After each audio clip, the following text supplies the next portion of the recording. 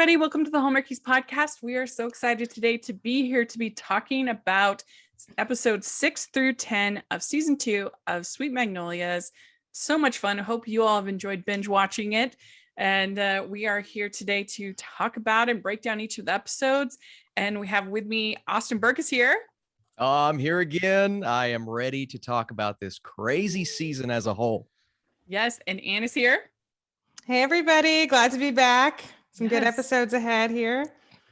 Yeah. And, we had, I think, a pretty strong first 5 episodes. You feel like this season closed off also pretty strong as a whole? What do you think, Austin?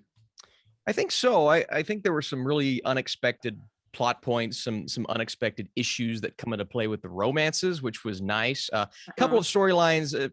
Rachel, you and I, we talked about some things in the first half that took up a majority, and they're definitely here, especially in our first episode back. But all in all, I think I really enjoyed this season of Sweet Magnolias.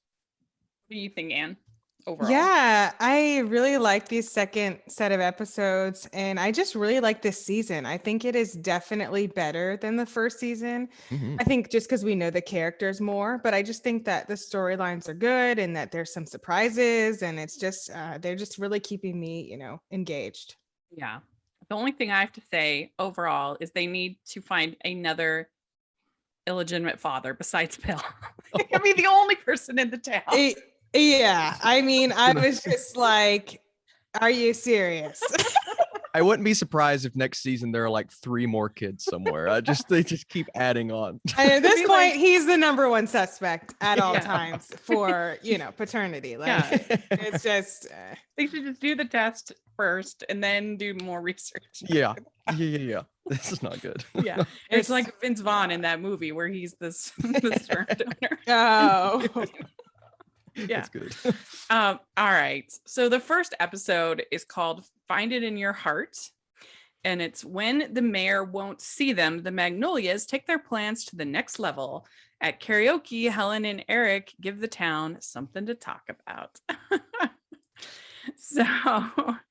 Yes. So it starts out, everybody's kind of teasing Dana Sue about getting back together with Ronnie. So it starts out kind of fun with their relationships. Then we go to some darker places in future episodes.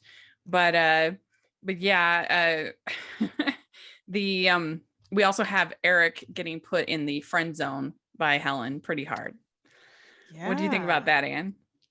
Yeah, I was like, okay, it's like, this doesn't seem what either of you want, but you're just going to say it, Eric, because you're scared. And now Helen's like, oh yeah, I think the same thing. That's great. I don't want to ruin this thing we have. And I'm just like, this is going to come back soon. And it came back sooner than soon in the same episode. Yeah, I was worried. I'm like, oh, they're going to stretch this out. Like, this is going to be very slow burn, extra slow burn. Yeah, like Jack and Elizabeth on One Called the Heart make me just crazy. Waiting and waiting and waiting. And yeah, what do you think about that, Austin, as a friend zone?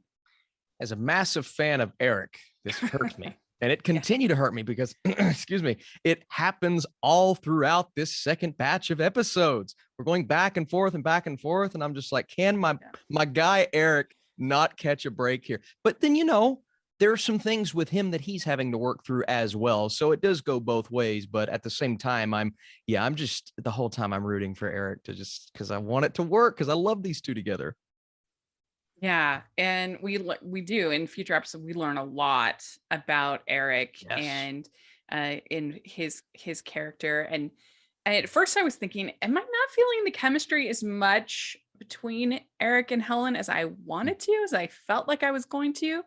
I don't know, because she had such great chemistry with Ryan, but I feel like I warmed up to them as the season went along. Would you agree? Mm-hmm. Yeah, I do. All right. Well, let's talk about our little teenage love triangle thing we have going on. So we have Cece and Ty. Cece sees that Ty is fixated on Annie. And of course, then Jackson is interested in Annie.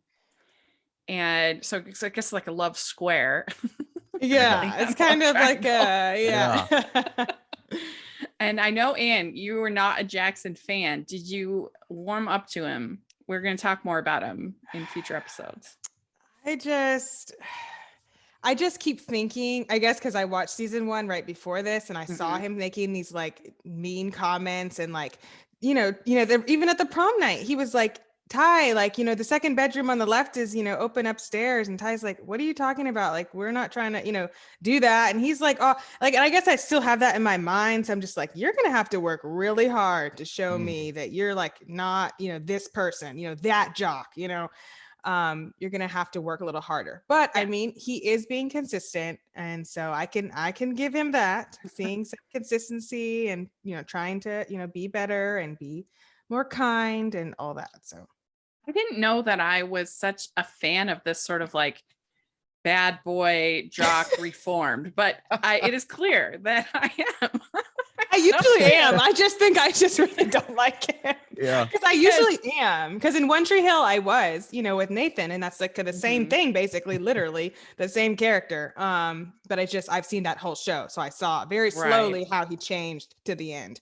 Because as we know, I loved EJ and Gina on High School Musical, the musical, the series. They're the best part about it. I loved it so much. But what do you think about this love square, Austin? Jackson's working. I mean, he's working hard to prove himself, and I was not on board the Jackson train. Now I'm still in the episode we're talking about. I'm not there yet. And I don't know if I'll ever be fully there, but he is showing everything he can possibly show. And when we do get that very small interaction between he and Ty later on in the season, I'm like, okay. But at the same time, I've always rooted for Ty and Annie. And so I'm still of the mindset that could play its way out eventually. But as of now, where we're at, I do think there is a little bit of a Jackson reform going on here, and he's trying his best, even with his parents and everything that's going on there. He's trying his best. Yeah, the thing that's different about EJ on High School Musical, the series, is that they make I think it's Ricky is the main guy, right? I forget his name. Anyway, Ricky. They make Ricky and EJ very different looking. Whereas I think in this show, Ty and Jackson look very similar, Yes, they do. which is kind of a little bit like, I think it would, I don't know. I just think it's a little bit strange casting, especially for Annie to be like, which one of these guys that look exactly the same or very close? Yeah. Am I interested in? Yeah. I don't know. But all right. So then Noreen apologizes to Maddie and says that, she can never make it up for what she did, but she's, hope that someday she'll find it in a way to forgive. And Austin, what do you think about that? Noreen's an interesting character. I didn't know she would come back and play as big of a role as she did in this season, which was nice. And to seek forgiveness for something like that. I mean, it was a huge, and we forget, right? In the first season, it was a big deal. She came in and just ruined everything. But I'm seeing, that's the great thing about this show, is I'm seeing the good in these characters as they come to realization of what they did, much more so. Jerk face, but what she did to her family. But now I like the fact that they're kind of coming together. And once she has the baby, it is the whole town's coming together to help not raise this child, but to come and be with her as she has this kid. So I do like that people are able to forgive. I don't want to say fairly easily, but forgive for some major wrongdoings in this show once you realize that they are truly seeking that forgiveness. So I really like her character in this season. I do. Well, and also we have to remember that it really hasn't been that long. Yes. There was just, I assume all of this was uncovered when she became pregnant, and that's what blew everything up. And she's still pregnant. So it's been under a year that this has all been, that Maddie's been processing all of this. So I think because, maybe we've had 2 years between seasons and stuff like that, maybe it feels longer than it actually is. Mm-hmm. But that's true. Yeah. But Anne, what do you think about that? I mean, I thought it was good. I was glad that, Noreen did that. I think it's much more realistic that when she had time away with her family to reflect, that like, she really had time to think about it, and that felt like authentic, and like that might be something someone really does, when they have time like later to think about it and they're like not with this person anymore. So that felt real. And, I understood Maddie's response. Like she didn't know what to say, I thought that was totally like actually like a realistic thing. And, I was proud of Noreen for doing that. I know that, could have been easy for her. So then we have this event at the town hall or whatever that they're doing. And we have this kid with this that's fixated on the dino nuggets. This whole situation. He wants dino nuggets. And then Dana Sue is kind of irritated at first, but then she finds out that they're from a really poor family. And so then she ends up giving him lots of dino nuggets and then a gift certificate to come eat at the restaurant, things like that. And what do you think of that? I loved it. I went to VBS when I was a kid. And Oh, so this is a real thing? Yeah. Oh, yeah. It's a real thing. Yeah. And and it's actually authentic because like it's free. And so a lot of parents take their kids there as something for them to do because it is free. And they do, depending what time of day, sometimes it's just like at night and they'll have snacks, or sometimes it is during the day. Like I went to one, I know when I was a kid, where they did provide lunch.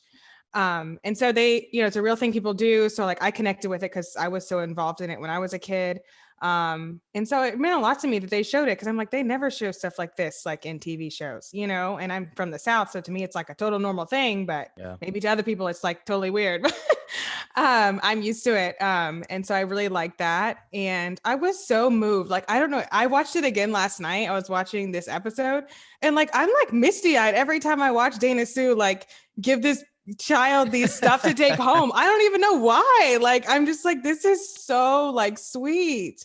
Like once she understood his reasoning and, Ronnie kind of explained it to her, which totally made sense. Kids are always like that about toys, foods, name brand stuff if they can't have it. And I don't know. I was just really moved by it. I thought it was so sweet. And I loved it. What do you think, Austin? Had you heard of this? What is it? VPS? VBS, Vacation Bible School. Vacation Bible School. It's something that I was a part of all through middle school. I helped work in high school. When I was in college, we went through something called Crew and put it on for kids in the summertime. It resonated with me big time. I was very familiar with it. And this is so random. My brother has an obsession with dino nuggets. And he still does, right? He said he went on a date with a girl. This is in college. And they went to the store and bought some dino nuggets. And instead of going out and watching a movie or something, they sat and ate some dino nuggets at his dorm room. So it brought back some very hilarious memories for me when this kid was talking about dino nuggets. So that combined with the VBS thing, but it was very sweet. And you're right. How often do we hear about Vacation Bible School?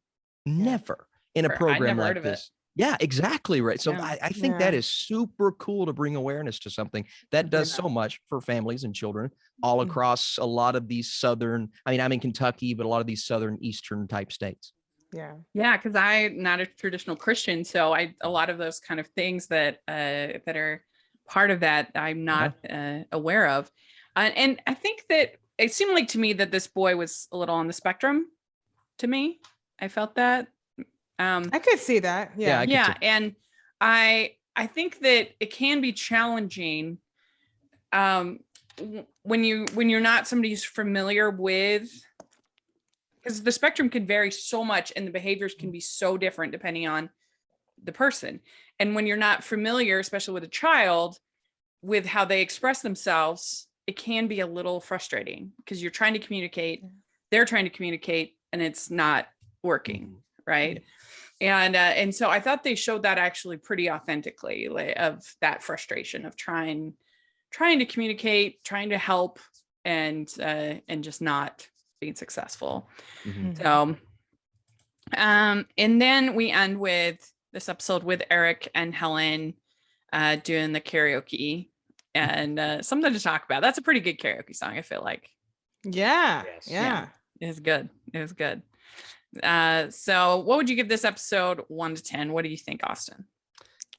Nice way to get back into it. I'm going to stick with I'll probably go 7.2 on this one. That's specific, but right in between a 7 and a 7.5. Sounds good. What do you think, Anne? I think I'd say an 8. I would say, I think I'll go right in between you guys. I'll do a 7.5. Nice. Okay, so next episode is Fragile Things, and it's new beginnings abound as Serenity welcomes Noreen's baby. Isaac's birth mother tells him her whole story, and Eric reveals his painful past to Helen. So a lot of going on in this one. Noreen has the baby, and we get kind of a parade of people coming in, giving her gifts. And it was very sweet when Maddie gives her the blanket that her kids used. That was very nice. Yes. Very sweet. Yes. Yeah. And we find out that Eric's wife died during a miscarriage, and he tried to save her. And that's why he kind of has, he's got issues about the idea of Helen having, children. He's very upset about this whole miscarriage thing. And yeah, so that was a whole new side of Eric, and you find out why he became a chef. So what do you think of that, Anne? Yeah, I thought I just really like how in this whole season they're just showing like everybody trying to deal with stuff, because I think in this season, didn't they show him going to like a PTSD group or asking if it was okay if he could go to a PTSD group? Yeah. So they show him there, they show him talking to somebody, and that he's being explaining like this is something I'm dealing with, and that I'm still not over, and I'm trying to deal with in a healthy way. And I just really like how they're kind of talking about that with his character and with lots of characters about mental health and dealing with things. And I think that what he's been through is very traumatic, and having concerns about I think that he loves Helen, and he, wants to support her, but, having, he also, I'm sure in the back of his mind has some, fears about, losing it, seeing her lose a child and how that would affect everything he's been through. Yeah. What do you think about that, Austin? I like how the show, most series like this, they would just kind of rush into the relationship and say, okay, we're a boyfriend, girlfriend, whoop-de-doo. But this is more, we're going to sit and talk about our hesitations. And when Eric reveals his tragic backstory to us, that for me was so unexpected. And for him to do it in a way that kind of explains why he's hesitating with all of this, and both of them are hesitating, right? But I thought it did so much for his character, and it made him even more likable than he already was. So you completely understand the whys of everything going on in his head at that moment. I just thought it was unexpectedly beautiful. And no, I agree. I also appreciated the fact that they have chosen to be chaste for this time period to help them to deal with all of this. And they didn't just, I feel like I have hardly ever seen this. Yeah. In television. I don't know. Yeah, like even in like Hallmark shows, they never have like the discussion like they had here. Yeah. Of like we are going, exactly. It's just sort of like assumed that they don't, which is fine. But like here they actually had this like purposeful discussion of like, we are going to wait until we've gone through all this stuff and we're ready. I appreciate that.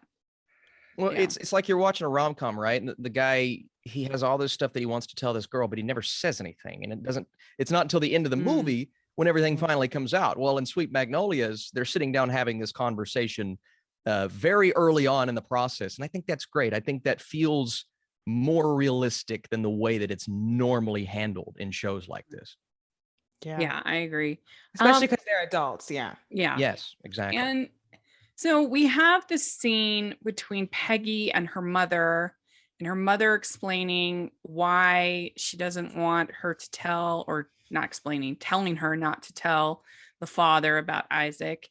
And I have to say, I thought this was one of the weaker scenes of the show. I didn't think that the actress playing her mother was very strong. And I don't know, it felt very soapy to me, and just not on the same level as the rest of the show. And like with Isaac being an adult, I mean, the whole thing is just ridiculous to me that she would still at this point have a problem with her telling, I mean, what's going to happen? I mean, why is this woman protecting Bill of all people so much? I don't know. I thought that was a weak scene. Would you agree, Anne? I do. I was just like, lady, it's over. Like this, pretending that this never happened. Like, you can't do that. Like this child is here. Like Peggy, your daughter, wants to have a relationship with him. Like, it's time to just, you should be supporting her, not like, acting like this. I was just like, I just did not appreciate her. It kind of reminded me of one of those Tyler Perry soap operas that are on OWN Network or place like that. And like, this is on a higher level than that. Yeah. I agree. Yeah. Okay. So then we have super awkward scene with Annie walking in on Dana Sue and Ronnie. Making family, as we used to say on this podcast. Oh man. Argumentism. What on earth are they thinking? I mean, I guess they're just not thinking, but I mean, to not go into a room with a door is just beyond ridiculous. Yeah. And that's poor child scarred. That's on them, right? I mean, Dana Sue, she was kind of getting defensive, and I'm like, look, your daughter has every point right now. All right. Yeah. You're losing this battle. Your daughter's winning, you're losing. So that's one where the kid is in the right and the adults are definitely in the wrong. No question. So what would you give this episode 1 to 10, Anne? Oh, I was hoping you're gonna ask him first. Because I gotta decide. I would say like a 6.5. Yeah, same with me. What do you agree, Austin? I'm going to go 7. I liked everything except for kind of that curveball that they threw in there. But yeah, even down to the awkward walking in on the parents thing, I thought it was so awkward and cringeworthy that it made it kind of exciting for me. So yeah. Okay. We'd like to take a second from this episode of the podcast to celebrate our sponsor of this episode, and that is the Hallmarkies Patreon. Do you love Hallmarkies podcast? Do you want an inside scoop into what happens on the podcast? Do you want early access to episodes and loads of cool perks? Now is the time to become a patron of Hallmarkies podcast. By becoming a patron, you get to access our patron Facebook group. You can request episodes or even be a guest on the podcast. And most importantly, any patron can join our monthly movie watch-alongs with stars like Paul Campbell, Natalie Hall, and more. It's as low as $2 a month to join in and become a special part of the Hallmarkies family. Please consider, and we will love you forever. Go to patreon.com/Hallmarkies. That's patreon.com/Hallmarkies. So then we have the rules of the game, episode 8. It's as the recall petition quickly picks up steam, Maddie and Cal attend a black tie charity fundraiser, and Ronnie presses Dana Sue to make up her mind. I do have to say that if I had to pick zoning versus recall, I'm picking recall. So I'm glad they pivoted. Yes. The recall. It's better than the zoning. It's more interesting than, for sure. Okay, so we get the scene with Jackson asking Dana Sue permission to take Annie out on a date. And this was really cute. I thought it was pretty adorable. I agree, actually. I do agree. This is good. Jackson's doing the right thing. And Dana Sue is intimidating. It's not like she's like Maddie, like someone easy to like ask, like that took some guts. And that was especially knowing that they're in this feud with his parents. True. Yeah. That's even another level of, Mm-hmm. I gotta give kudos to my boy Jackson here. Okay. Because I would have been terrified. I would have been sweating so hard at that age, well, still now, but at that age specifically. So that was very, got to give him props for what he did there, man. That was very impressive. And the way he just kind of rushes out of there, I'm like, oh, he's tickled. He's tickled right now. He's so happy. It was cute. It was really cute. So Dana Sue is still refusing to accept Ronnie's apology that he's changed. She's still struggling. So they agree that they'll go to therapy, and then we see that in the next episode. And again, that is a good thing about the show, is they're really kind of normalizing mental health care, whether it's Kyle and Ashley, or here they're going to therapy, or all the different. I think that's really good. Yep, I agree. Speaking of Kyle, what do you think, Anne, of Kyle and Sophie and Nellie?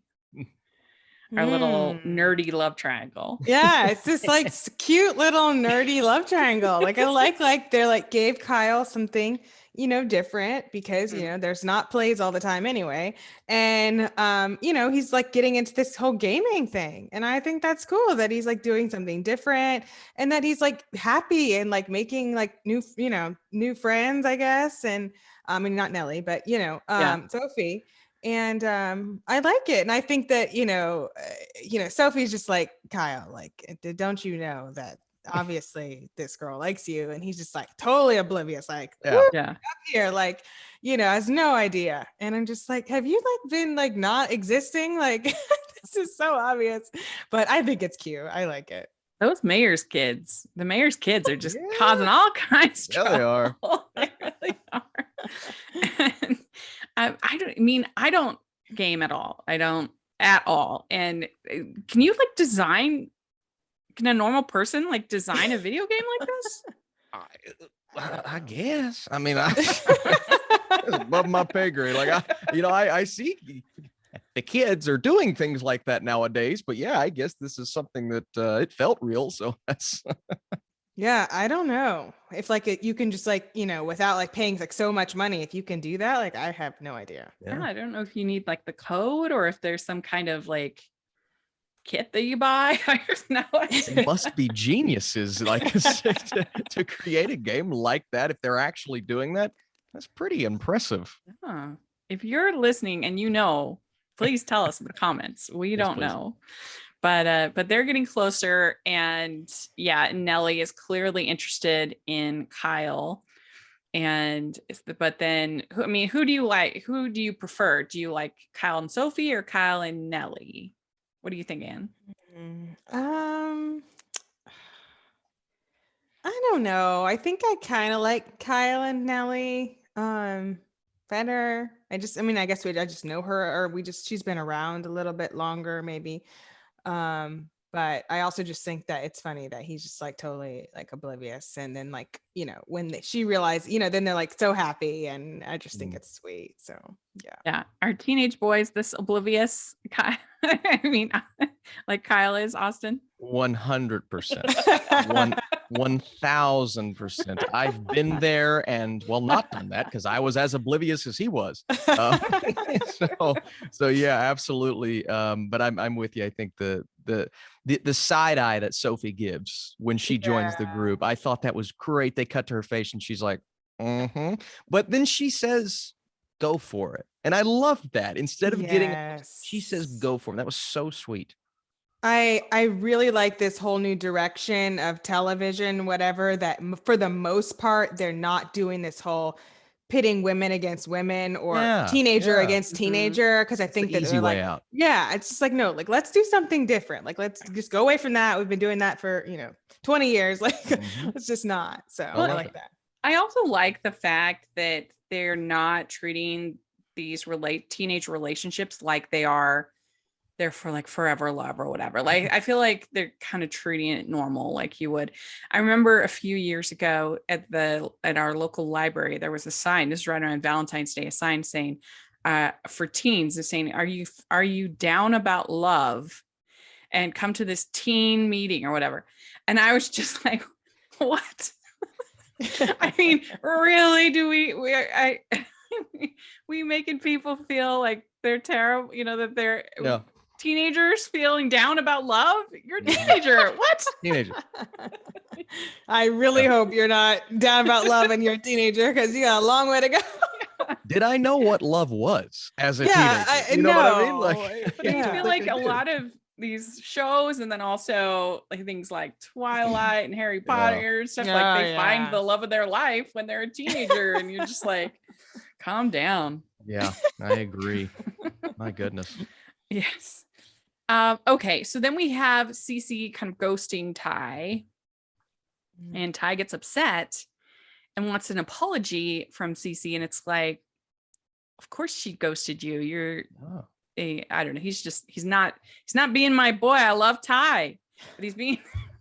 It's the teenage obliviousness. I was going to say he's oblivious. He's oblivious that he's staring at Annie. Obviously she's upset, and he's oblivious that he even like cares about Annie more than a friend. I think he's just like totally like up here, you know, same thing with Kyle. Mm-hmm. Yeah. But Cece can clearly see that, and so she's hurt, you know, and so Okay, so then Maddie goes with Cal to this fundraiser, and I guess so.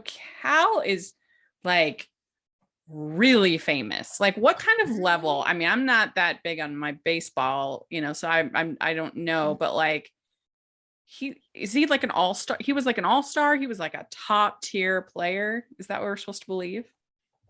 Well, they said he mentioned an MLB team, so I assume he played in the major leagues. And to say what he said about him, I'm going to assume he was a great player. So yeah, way more than I thought he was. Like, I mean, this shows how bad. I know that Jennifer Lopez dated one of the baseball players. I can't think of his name. Rodriguez. A-Rod? A-Rod. So like, is he supposed to be like as famous as A-Rod? Because I can't imagine just like a normal baseball player having like super intense fans. It's hard to say because A-Rod's like billionaire status. So it's hard to say that, but I would say he was at least like, if I had to guess, 2 or 3 time all-star or something like that. Like A-Rod's Hall of Fame level. I don't know if he's that, because then there would be a lot more money in the game and you'd see a little bit more of that. But I think he is definitely of the more top tier players of his generation, if that makes sense. Just above that Hall of Fame level. Yeah. And everybody just learned how much I know about baseball. Me too. I know nothing. Like the guy who dated Jennifer Lopez. I'm not a big baseball guy either, but yeah, I know a lot of these sports that I don't follow as much based off of what they've done in movies. So yeah, I'm kind of that way with baseball too. So like with A-Rod and Derek Jeter being in different movies. Oh yeah, Derek Jeter. I know him. Yeah. Yeah, I've heard of him. The 2 people Rachel knows. And I know like old school, like Cal Ripken and Mark McGuire and people like that. Yeah, Barry Bonds, all those guys. Yeah. But anyway, so yeah, there's like super intense fans here at this fundraiser, and they're very like encroaching on his space and everything. And so that kind of leads, we'll talk about more in the next episodes, but yeah, that was interesting. I didn't realize he was that famous until this episode. But and then Miss Frances collapses at the end as our cliffhanger.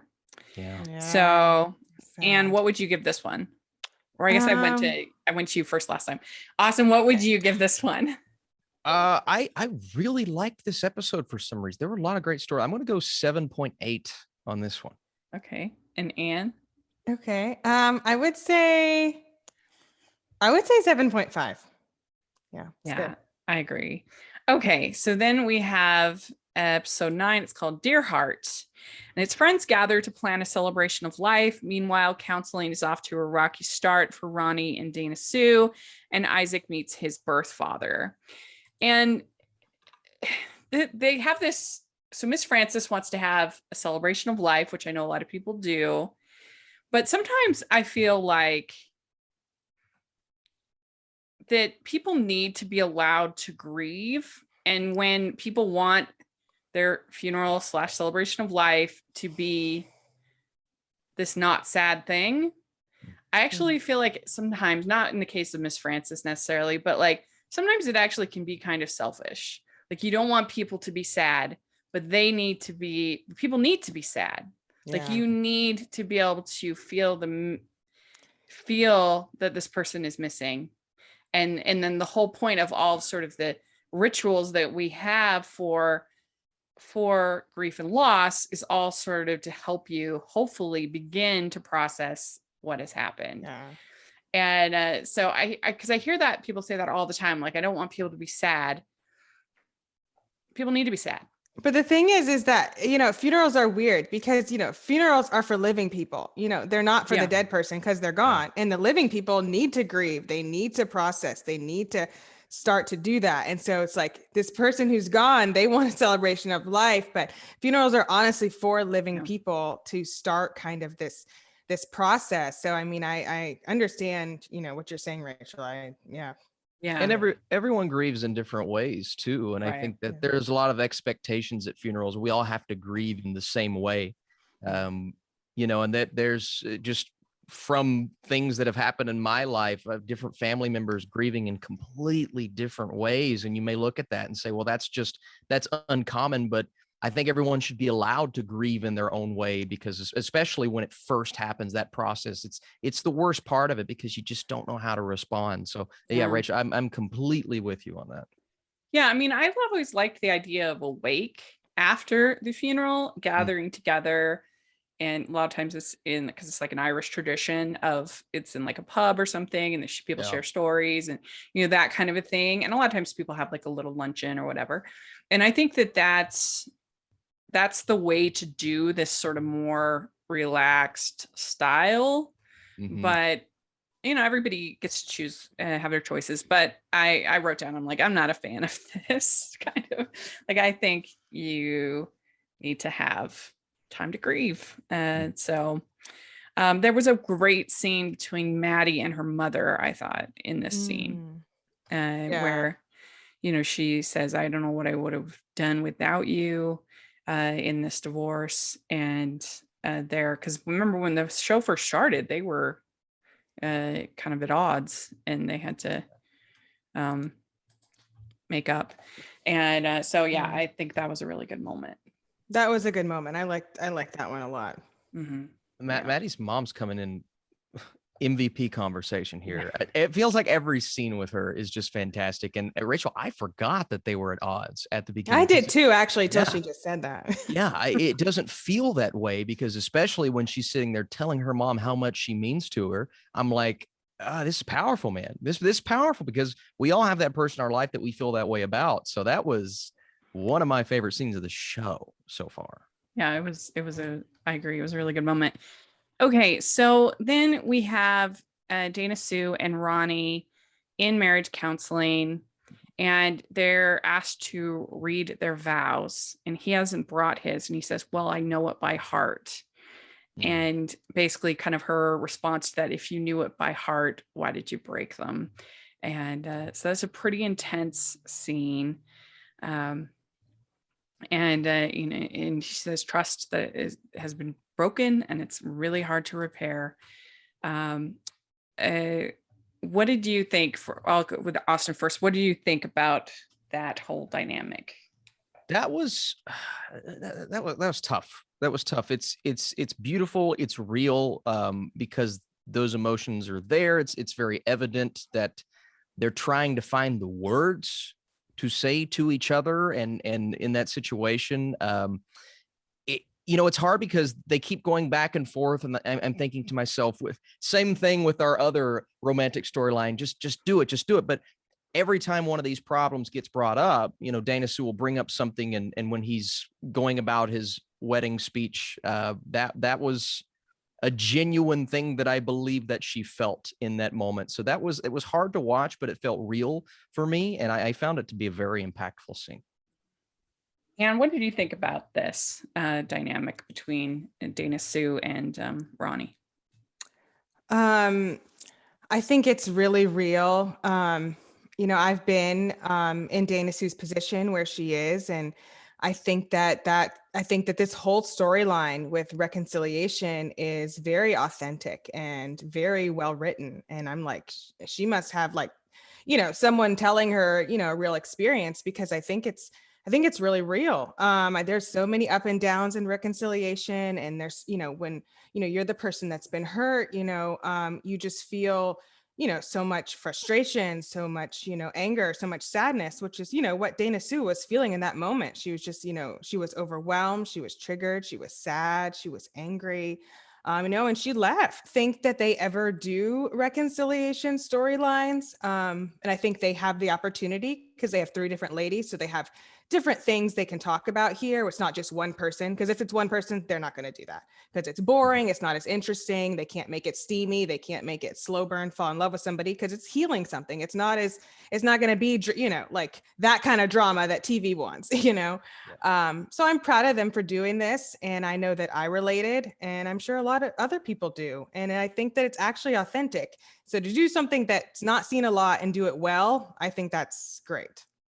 Yeah. And I think that one of the problems that we sometimes have just as humans is we have this notion that we need to forgive and forget.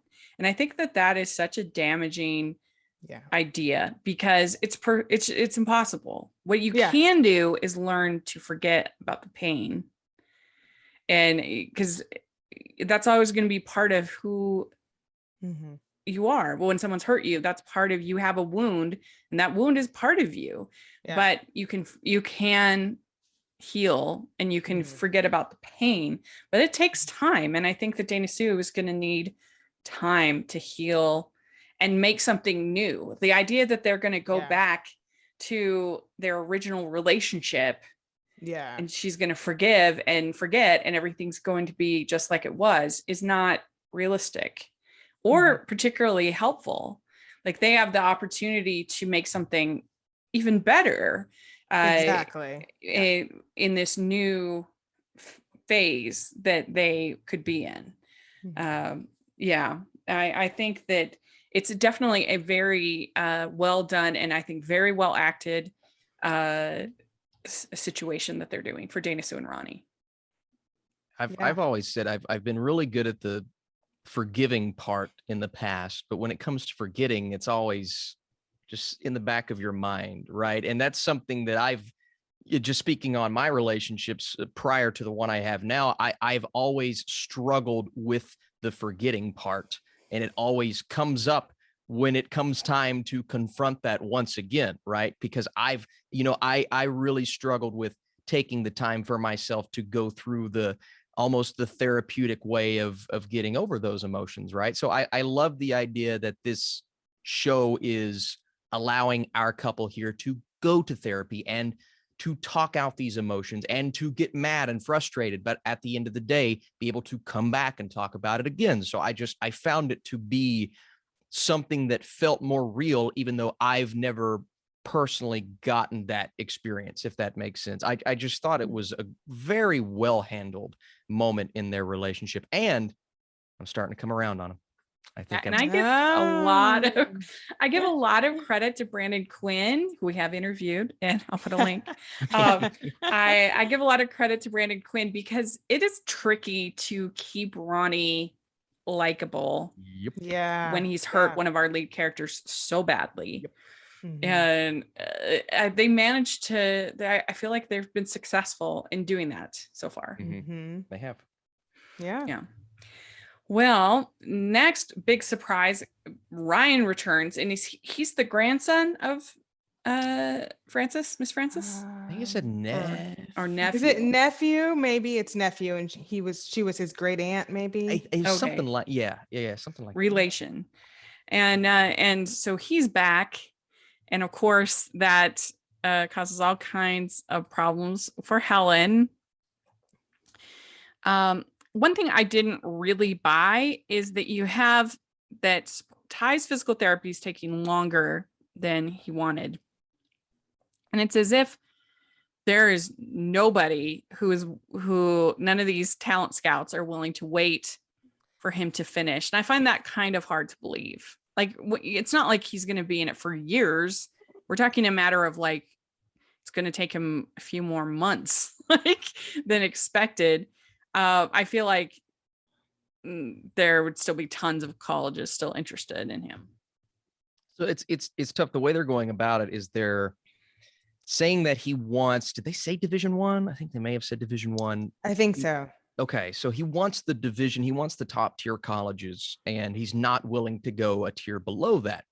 Don't you think any of those would wait if it was someone they're really interested in, and he's just it's gonna take him a little bit longer to finish the physical therapy? Yeah, that's what I'm saying. And even if he couldn't make it to, say it goes into, the first couple of months of the season, okay, right? You could always still go about it when, he's ready, and he'd be good for next season. So he could just take a year off, right? So I don't buy the way that they're handling it. It doesn't feel real to me.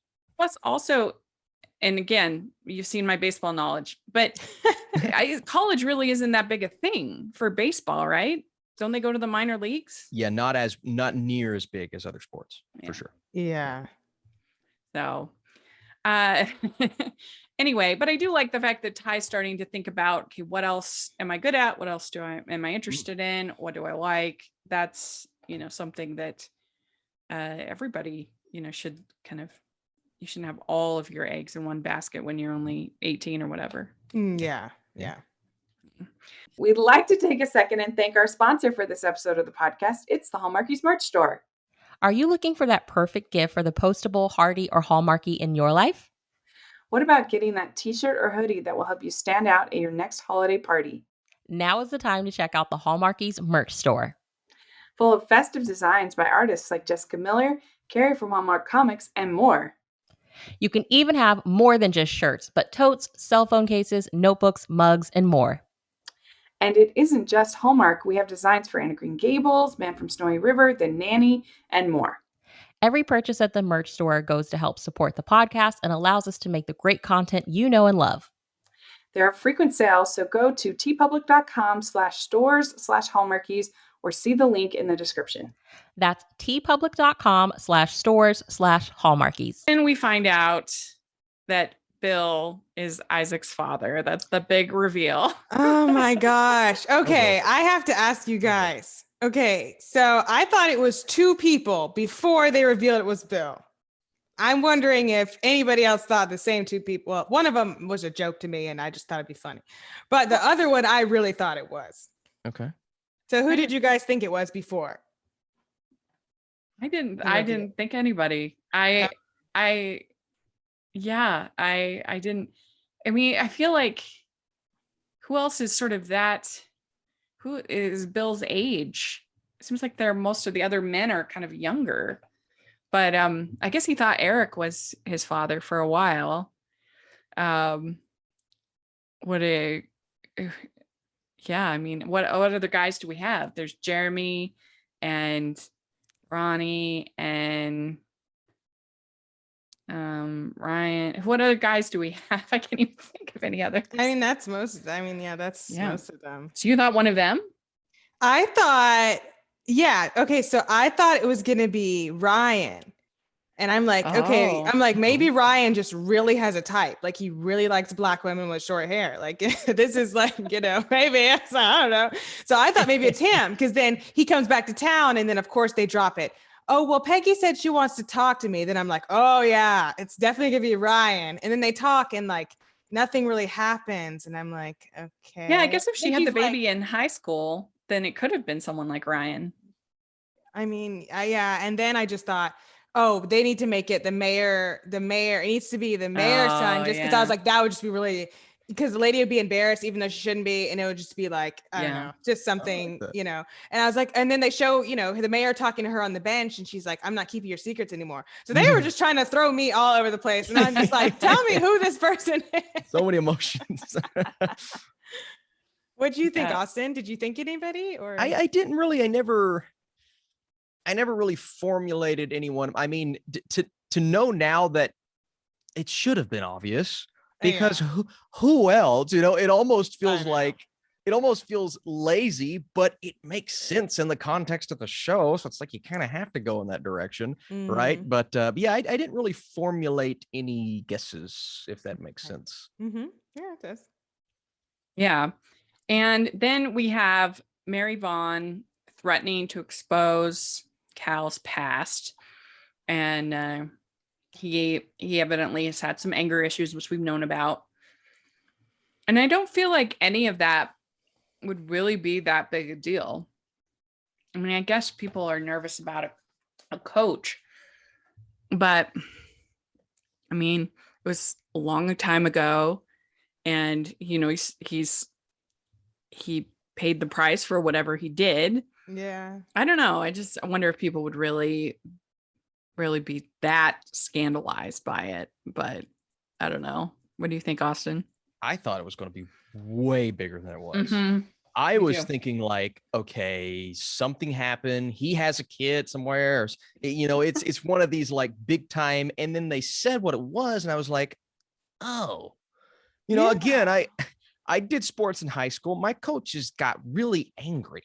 So it's like, I'm used to an angry coach in every facet of the game. So it's like, okay, but I know that was a big thing for him, but it shouldn't be something that should be this huge secret being kept that I'm ready to reveal to everyone. I was a little like in Hoosiers, he literally struck a team, one of the, and we just had Big Shot, the show on Disney Plus, where John Stamos' character, he ends up teaching. He goes from coaching in the NCAA to coaching high school girls, because he had an anger episode, and you know, it's like not a big deal. Yeah. Most people would probably be like, wow, we get this with this great coach. Yeah. But anyway, Mary Vaughn, being Mary Vaughnish, she is trying to bring down Maddie, and because she's mad about the recount. So and I'll do this one first. So I would give this one, I thought this one was pretty good. I'm going to give it an 8.5. What about you, Anne? There's just one moment I want to mention that I really liked. Oh yeah. It was between Ty and Helen. I really liked that whole scene. Yes. I just thought it was so good. And I just love seeing, you know, Ty, you know, just, you know, talking with one of the other, you know, Magnolias, and, you know, talking about something as serious as like first love, and like, you know, getting advice from her. And, you know, Helen kind of got emotional, you know, she was talking because, you know, Ryan's in town. So it's literally, she's thinking about, you know, as she's talking to Ty. And I just thought it was really good. So between that scene and for me, like the scene with Ronnie and, you know, Dana Sue and like, you know, the other stuff going on, I would say a 9 for this episode. Yeah, what about you, his eyes were opened in that moment to all of the unawareness. I thought that was beautiful. Yeah, I'm 8.5 with this. This is the best episode maybe of the whole show so far. Yeah, I agree. All right. So the last episode, season finale, is called If Thou Wilt Remember. And more than margaritas are shaken up as Cal's past resurfaces, an unsavory acquaintance returns to Serenity, and Helen faces a life-changing decision. Oh my gosh. This episode. Wow. Wow. Yeah. So Ryan, he tells Helen he's ready to have a child. And that had been the big stumbling block in their relationship. So it's tough. It's tough. Oh, yeah. That's hard. That's so hard. I do think that those two actors, Ryan and Helen, do have really good chemistry. But then he hasn't treated her very well. And then to come back and all of a sudden be like, oh, surprise. I don't know. Yeah. What do you think, Austin, about that? Get out of here, Ryan. Get out of here. He is not on board. Don't want him here. Get out of here. Look, it's very sweet that he's come to this decision, but it's almost like we were kidding so good with my boy Eric here. Okay. And then things just kind of starting to revert back the other way, and I'm not liking it.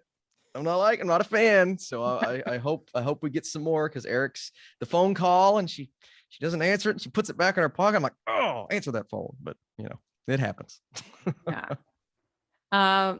And so then we also get a scene where where Ronnie and Dana Sue talk to Annie and tell her that they're getting back together, basically. And it's an emotional scene.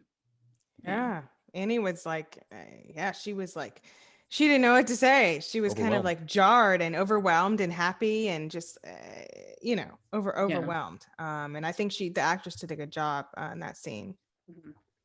Yeah, I mean, who wouldn't be overwhelmed at something like that? All right, so then we have Bill telling Maddie about Isaac, and I thought that was also a really well done scene.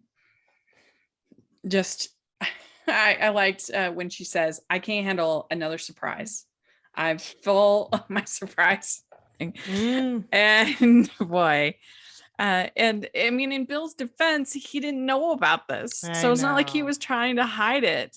I know, but that's what I told my mom. And for me to come to the defense of Bill is like, really? But I was like, Mom, he literally didn't know about this kid.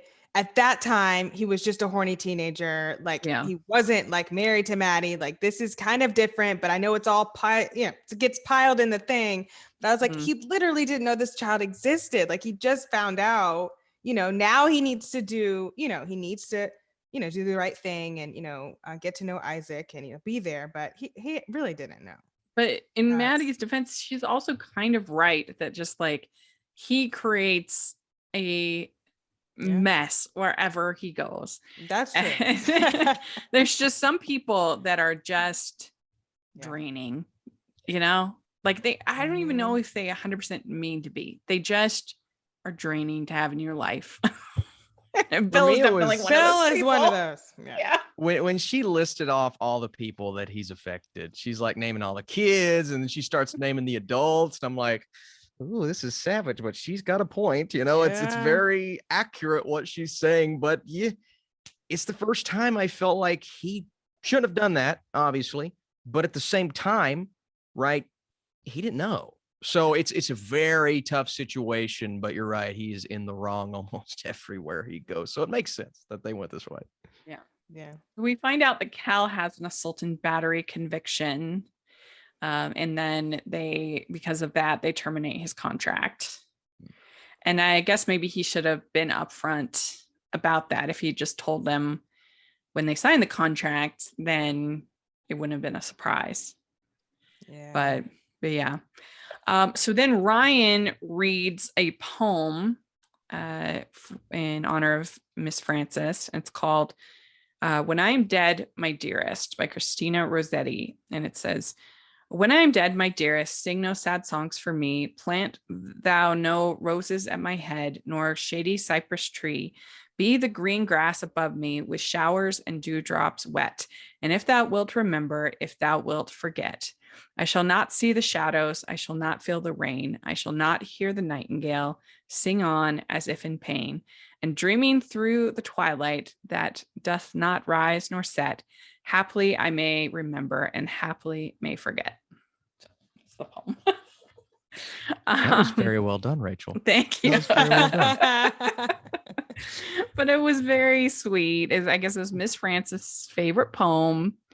And so that was nice moment. And then we have Mary Vaughn trying to prevent Nellie and Jackson from being with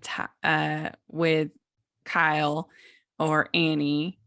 And her kids are just like, forget that. They ignore their mother.